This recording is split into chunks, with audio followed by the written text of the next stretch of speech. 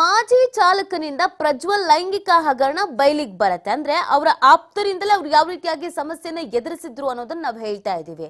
ಇದೀಗ ಜೊತೆಗೆ ಇದ್ದಂತ ಆಪ್ತನಿಂದ ಸೂರಜ್ ಟ್ರಾಪ್ ಆಯ್ತಾ ಅನ್ನೋದು ಅನುಮಾನ. ಈ ಪ್ರಜ್ವಲ್ ಪ್ರಕರಣ ಬೆಳಕಿಗೆ ಬಂದಿದೆ ಹೆಂಗೆ? ಅದು ಕೂಡ ಮಾಜಿ ಡ್ರೈವರೇ. ಆತನೇ ಈ ತರ ವಿಡಿಯೋ ಇದೆ ಅಂತೆಲ್ಲ ಹೇಳಿದ್ದು, ಆತನೇ ವಿಡಿಯೋವನ್ನ ಆತ ಕಳಿಸ್ಕೊಂಡಿದ್ದು ಅಲ್ಲಿಂದ ಬೇರೆ ಬೇರೆ ಕಡೆ ಶೇರ್ ಆಗಿತ್ತು. ಈ ಸೂರಜ್ ಪ್ರಕರಣದಲ್ಲಿ ಕೂಡ ಅದೇ ಆಗ್ತಾ ಇದೆ. ಸೂರಜ್ ಜೊತೆ ವಿಶ್ವಾಸದಿಂದಲೇ ಇದ್ದ ಈ ಶಿವಕುಮಾರ್ ದೂರ್ ಕೊಟ್ಟು ಇದೀಗ ನಾಪತ್ತೆ ಆಗ್ಬಿಟ್ಟಿದ್ದಾನೆ. ಶಿವಕುಮಾರ್ ದೂರೇನೋ ಕೊಟ್ಟ, ಟ್ರಾಪ್ ಮಾಡೋ ಕೆಲಸ ಆಗ್ತಿದೆ ಹಾಗೆ ಹೀಗೆ ಅಂತ. ಆಮೇಲಿಂದ ಈ ಶಿವಕುಮಾರ್ ಕಾಣಿಸ್ಕೊಳ್ತಾ ಇಲ್ಲ. ಶಿವಕುಮಾರ್ ನಾಪತ್ತೆ ಹಿಂದೆ ಸಾಕಷ್ಟು ಅನುಮಾನ ಹುಟ್ಕೊಳ್ತಾ ಇದೆ. ಇದಕ್ಕಿದ್ದ ಹಾಗೇನೆ ಯಾಕೆ ನಾಪತ್ತೆ ಆದ, ಎಲ್ಲಿ ಹೋದ, ಯಾರಾದ್ರೂ ಕರ್ಕೊಂಡು ಹೋದ್ರಾ, ಇವನೇ ಹೋದ್ನಾ, ಏನು ಎತ್ತ, ಈ ಪ್ರಶ್ನೆಗಳು ಉದ್ಭವ ಆಗ್ತಾ ಇದೆ. ಶಿವಕುಮಾರ್ ವಿಚಾರಣೆಗೆ ಪೊಲೀಸರು ಇದೀಗ ಹುಡುಕ್ತಾ ಇದ್ದಾರೆ. ವಿಚಾರಣೆ ವೇಳೆ ಶಿವಕುಮಾರ್ ಬಗ್ಗೆ ಸೂರಜ್ ಅನುಮಾನವನ್ನು ವ್ಯಕ್ತಪಡಿಸಿದ್ದಾರಂತೆ. ಸೂರಜ್ನನ್ನು ನಿನ್ನೆ ವಶಕ್ಕೆ ಪಡ್ಕೊಳ್ಳಲಾಗಿದೆ. ಈ ಸಂದರ್ಭದಲ್ಲಿ ಸೂರಜ್ ಈ ಶಿವಕುಮಾರ್ ಬಗ್ಗೆ ಒಂದಷ್ಟು ಅನುಮಾನವನ್ನು ವ್ಯಕ್ತಪಡಿಸಿದಾರಂತೆ. ನಂಗೆ ಯಾಕೋ ಇವನ್ ಜೊತೆಗಿದ್ನಲ್ಲ ಶಿವಕುಮಾರ, ಇವಂದೇ ಕೆಲಸ ಅನ್ಸುತ್ತೆ ಅಂತ ಅವರು ಕೂಡ ಅನುಮಾನವನ್ನ ವ್ಯಕ್ತಪಡಿಸಿದ್ದಾರಂತೆ. ಶಿವಕುಮಾರ್ ಷಡ್ಯಂತ್ರ ಮಾಡಿದ್ದಾನೆ ಅಂತ ಸೂರಜ್ಗೆ ಒಂದು ಬಲವಾದಂತ ಅನುಮಾನ ಕಾಡ್ತಾ ಇದೆ. ಹಾಗೆ ನೋಡಿದ್ರೆ ಈ ಪ್ರಕರಣದಲ್ಲೂ ಕೂಡ ಆಪ್ತನೇ ಕಂಟಕನಾದ್ನ ಅನ್ನುವಂತ ಪ್ರಶ್ನೆ. ಈ ಬಗ್ಗೆ ಮತ್ತಷ್ಟು ಮಾಹಿತಿಯನ್ನ ನೀಡ್ತಾರೆ ನಮ್ಮ ಪ್ರತಿನಿಧಿ ಸಂತೋಷ್. ಡೆಸ್ಕ್ ನಿಂದ ಲೈವ್ ನಲ್ಲಿ ಜಾಯ್ನ್ ಆಗ್ತಾ ಇದ್ದಾರೆ. ಸಂತೋಷ್, ಈ ರೇವಣ್ಣ ಫ್ಯಾಮಿಲಿಯ ವಿಚಾರ ನೋಡಿದಾಗ ಇಲ್ಲಿ ಅವ್ರ ಫ್ಯಾಮಿಲಿಗೆ ಪ್ರಮುಖವಾಗಿ ಮುಳು ಆಗ್ತಾ ಇರೋದು ಆಪ್ತರ ಅನ್ನುವಂತ ಒಂದು ಪ್ರಶ್ನೆ ಇದೆ. ಈ ಪ್ರಕರಣದಲ್ಲಿ ಶಿವಕುಮಾರ್ ಹೆಸರು ಕೇಳಿ ಬರುತ್ತೆ, ಆದ್ರೆ ಶಿವಕುಮಾರ್ ಈಗ ಕಾಣಿಸ್ಕೊಳ್ತಾ ಇಲ್ಲ ಅಂತ ಕೂಡ ಹೇಳಲಾಗ್ತಾ ಇದೆ. ಹಾಗಿದ್ರೆ ಶಿವಕುಮಾರ್ ಎಲ್ಲಿ ಹೋದ, ಶಿವಕುಮಾರ್ ಚಲನವಲನದ ಬಗ್ಗೆ ಯಾವ ರೀತಿಯಾದಂತ ಒಂದು ಅನುಮಾನ ಹುಟ್ಕೊಳ್ತಾ ಇದೆ ಸಂತೋಷ್? ನೀತಿ ಪ್ರಮುಖವಾಗಿ ಏನಂತ ಹೇಳಿದ್ರೆ, ರೇವಣ್ಣ ಕುಟುಂಬದ ಇಬ್ಬರು ಮಕ್ಕಳೇನೆಂದರೆ ಇಬ್ಬರು ಮಕ್ಕಳಿಗೆ ಕೂಡ ಅವರ ಆಪ್ತರಿಂದಲೇ ಅವರಿಗೆ ಕೆಡ್ಡ ತೋಡಿದ್ದಾರೆ ಅಂತ ಹೇಳಿದ್ರೆ ತಪ್ಪಾಗಲಿಕ್ಕಿಲ್ಲ. ಒಂದು ಕಡೆ ಪ್ರಜ್ವಲ್ ರೇವಣ್ಣ ಬಂಧನ ಆಗಿದ್ದಂಥದ್ದು, ಆತನ ಚಾಲಕ ಕಾರ್ತಿಕ್ ನೀಡಿದಂಥ ದೂರೇನಿತ್ತು, ಆ ದೂರಿನಿಂದ ಮತ್ತು ಆತನೇ ಒಂದಿಷ್ಟು ವಿಡಿಯೋಗಳೇನಿತ್ತು ಆ ವಿಡಿಯೋಗಳನ್ನು ಕೂಡ ಹರಿಬಿಟ್ಟಿದ್ದ. ಹೀಗಾಗಿ ಲೈಂಗಿಕ ದೌರ್ಜನ್ಯ ಪ್ರಕರಣದಲ್ಲಿ ಈತ ಈಗಾಗಲೇ ಪ್ರಜ್ವಲ್ ಬಂಧನ ಆಗಿರುವಂಥದ್ದು. ಇನ್ನೂ ಆ ಪ್ರಕರಣ ಮಾಸೋ ಮುನ್ನನೇ ಇನ್ನು ಪ್ರಜ್ವಲ್ ಕೂಡ SIT ಅಧಿಕಾರಿಗಳ ಕಸ್ಟಡಿಯಲ್ಲಿ ಇರುವಂಥ ಸಂದರ್ಭದಲ್ಲೇ ಸೂರಜ್ ಪ್ರಕರಣ ಬೆಳಕಿಗೆ ಬಂದಿರುವಂಥದ್ದು.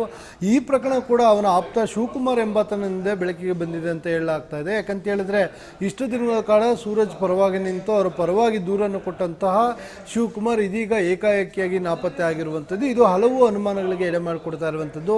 ಏನು ಸಲಿಂಗ ಕಾಮದ ಆರೋಪವನ್ನು ಏನು ಮಾಡಿದ್ದ ಸಂತ್ರಸ್ತ ಯುವಕ, ಆತನ ಜೊತೆಯಲ್ಲಿ ನಿರಂತರವಾಗಿ ಸಂಪರ್ಕದಲ್ಲಿದ್ದಾತ ಶಿವಕುಮಾರ್ ಆ ಯುವಕ, ಸಂತ್ರಸ್ತ ಯುವಕ ಮತ್ತು ಸೂರಜ್ ಜೊತೆ ಸಂಪರ್ಕದಲ್ಲಿದ್ದ. ಇಬ್ಬರ ನಡುವೆ ಆದಂಥ ಏನು ಪ್ರಕರಣ ಏನೈತಿ, ಈ ಪ್ರಕರಣಕ್ಕೆ ಸಂಬಂಧಪಟ್ಟಾಗೆ ರಾಜಿ ಒಪ್ಪಂದವನ್ನು ಮಾಡಲಿಕ್ಕೆ ಈ ದೂರುದಾರನಿಗೆ ಬೇಕಾಗಿರುವಂತಹ ಸೆಟಲ್ಮೆಂಟ್ ಅಂತ ಏನು ಹೇಳ್ತಾರೆ, ಹಣಕಾಸು ಇರ್ಬೋದು, ಕೆಲಸ ಇರ್ಬೋದು, ಬೇರೆ ರೀತಿಯಲ್ಲಿ ಆತನನ್ನು ಬೆಳೆಸಲಿಕ್ಕೆ ಏನೆಲ್ಲ ಬೇಕೋ ಅದೆಲ್ಲ ಅವಕಾಶವನ್ನು ಮಾಡಿಸ್ಕೊಡ್ತೀನಿ ಅಂತೇಳಿ ಶಿವಕುಮಾರ್ ಏನು ಓಡಾಟ ಮಾಡ್ತಾ ಇದ್ದೆ. ಇದೀಗ ಆತ ಏಕಾಏಕಿಯಾಗಿ ನಾಪತ್ತೆ ಆಗಿರುವಂಥದ್ದು.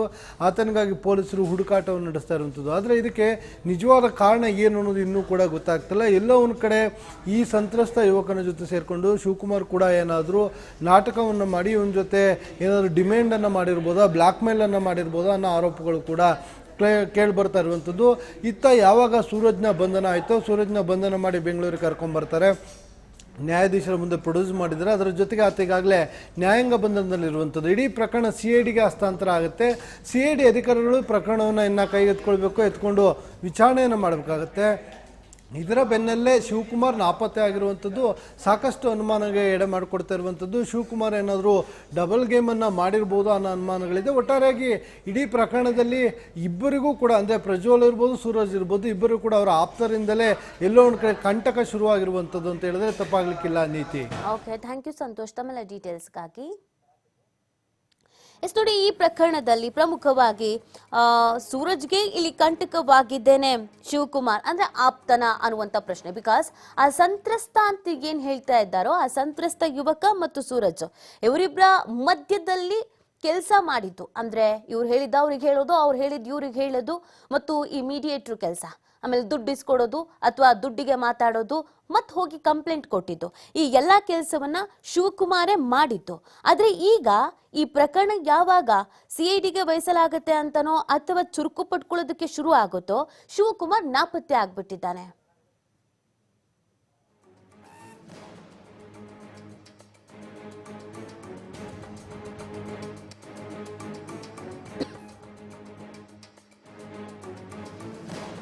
ನೋಡಿ, ಈ ಶಿವಕುಮಾರ್ ಮೊದಲಿಗೆ ದೂರು ಕೊಟ್ಟು ಅದಾದ ನಂತರ ಯಾವಾಗ ಈ ಪ್ರಕರಣ ಚುರುಕು ಪಟ್ಕೊಳ್ಳುತ್ತೋ ಅದಾದ ನಂತರ ಶಿವಕುಮಾರ್ ನಾಪತ್ತೆ ಆಗಿದ್ದಾನೆ.